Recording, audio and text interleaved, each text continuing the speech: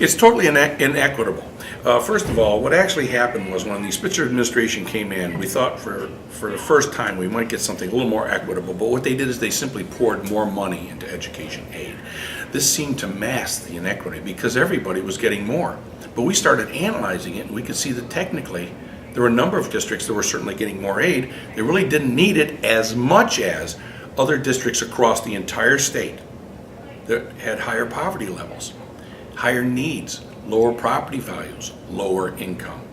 And so even though school districts that are, say, around the state that are basically poor get more aid than wealthy districts, you would think in terms of equity they should because they need more help. Well, here's when I tested out on my fourth grade granddaughter. Okay, here's how it works.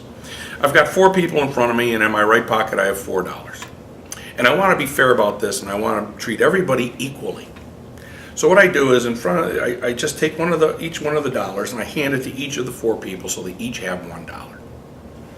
So what I do is I start saying, well, I hope everybody's happy. I divided this equally. Does this seem fair? And I turn to my granddaughter and she says, yeah, that's great, Grandpa. That seems fair.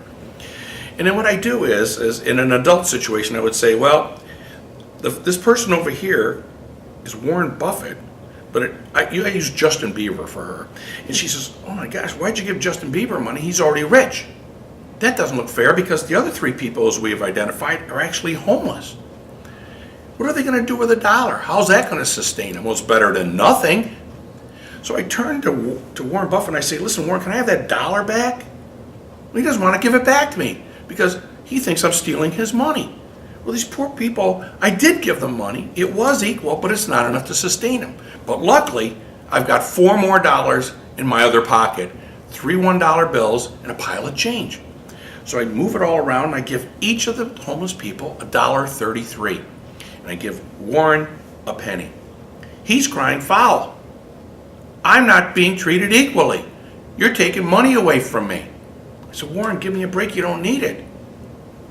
Then I say to these homeless people, now you've got $2.33.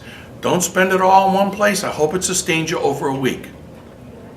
Now, where are they going with $2.33? The fact is, they got more than Warren. He got $1.01. So they got more than the rich guy. But it's still not enough. So we have determined that we must see changes in state aid formula because even though we get more aid than wealthy districts, it's basically insufficient to maintain those educational programs.